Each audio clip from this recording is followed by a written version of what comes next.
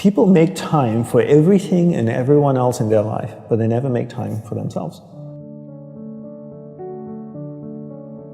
If you go up to someone who you know and say, like, would you like to catch up for coffee? Let's do coffee.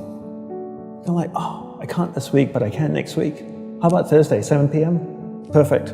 I'll see you at this place.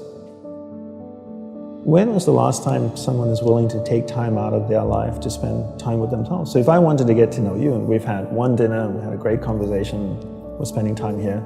If I wanted to get to know you, I would have to spend time with you. We'd have to meet up for coffee, a glass of wine. If I really want to get to know you, maybe we meet up once a week. Every Friday night we go out for a glass of wine, we chat for a couple of hours. After a year, I'd get to know you really well, you get to know me really well. But it requires me spending time with you. So if you want to get to know yourself, you need to spend time with yourself. But in a way that you can inquire, right? So people say to me things like, oh, I walk my dog in the park, that's my time with myself. And I'm like, no, it's not. That's you walking the dog. People go like, oh, I go for a jog, that's my alone time. No, that's you jogging, avoiding traffic, watching where you're stepping so you don't trip and fall over. Spending time with yourself is sitting down, closing your eyes, not interacting with the outside world, and actually going inside and having that conversation. The same conversation I would have with you and say like, hey Brian, so where did you grow up? You know, you said California, do you like to surf? No? Hate the water, love the water? Tell me, right? And people don't have that conversation, and because they don't have that conversation with themselves, they don't end up knowing what they want in life.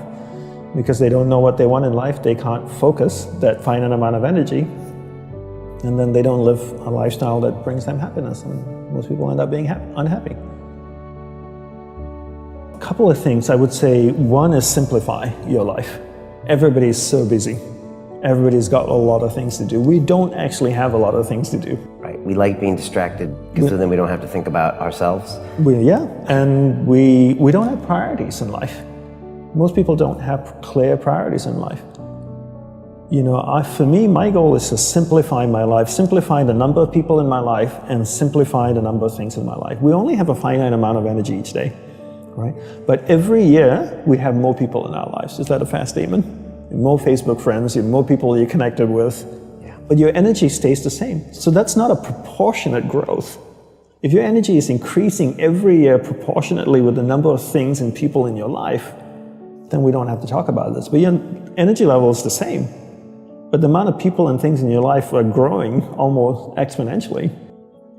So whereas that doesn't work. So for me, it's always about simplifying first the people and things into your life, into who and what's most important, taking that finite energy that you have each day and focusing. Second step is learning how to focus and concentrate that finite amount of energy into the people and things that truly matter.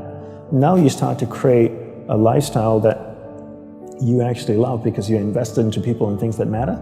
And the byproduct of that is happiness. And you said happiness is not a goal. Is that correct? Yes, happiness is not a goal. And if you ask most people, what do you want in life? They say, I want to be happy. Right? Would that be a fair statement? I mean, literally, it's in the U.S. Constitution, I think, the pursuit of happiness. The pursuit of happiness. Right. I always say you should never pursue happiness. Don't pursue happiness. Pursue a lifestyle where the byproduct of that lifestyle is happiness. So happiness comes as a byproduct. I spend time with the people that I love. What is my byproduct? I'm happy. I spend time with people I don't like. I'm not happy. So don't pursue happiness. Pursue a lifestyle that gives happiness. But in order to pursue that lifestyle, you need to be clear what you want in life. What's your purpose in life? And people don't know this because they don't spend any time with themselves. People think that the more you meditate, the better it is. So 20 minutes of meditation is not as great as 3 hours of meditation. And it's actually not how we work. For us, we believed in quality as opposed to quantity. We spent the whole day preparing to meditate.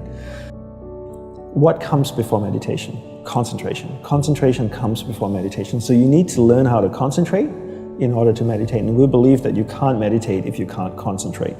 So we spend the whole day focusing on concentration. So when I spoke with someone in the monastery, I spoke with another monk, I gave them my undivided attention. When I worked on my laptop, I focused on working on my laptop. When I swept the sidewalk, I focused on sweeping the sidewalk.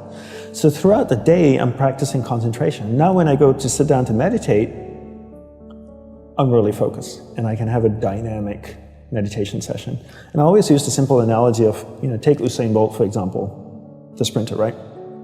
I don't know much about him except he won 3 gold medals, fastest man on earth from Jamaica.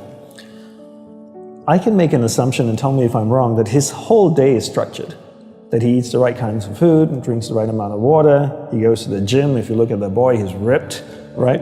Probably works out, runs every day, I'm sure, sprints, does all kinds of things. But his whole day is preparing him for 9.57 seconds or whatever it is his world record is, not the other way around. And people come up to me all the time, Brian, and they say, Dandapani, I'm so stressed out, I've got so much happening in my life. Do you think if I meditate for 5 minutes in the morning, it'll help my whole day? I'm going like, well, what are you doing the remaining 23 hours and 55 minutes? That's what I want to know. Because if you try to meditate for 5 minutes in the morning and the rest of the day you just live a chaotic life, that's not, it's a good start, but it's not really helping you. It's like eating a carrot in the morning and then eating hamburgers and fries all day and hoping to have a healthy diet. You have to understand that your whole day, your lifestyle is what's going to support your meditation practice at the start, and then your meditation practice grows, and then it turns around and supports your lifestyle. But not the other way around. You don't create a meditation practice to support your lifestyle. You create a lifestyle first, meditation second.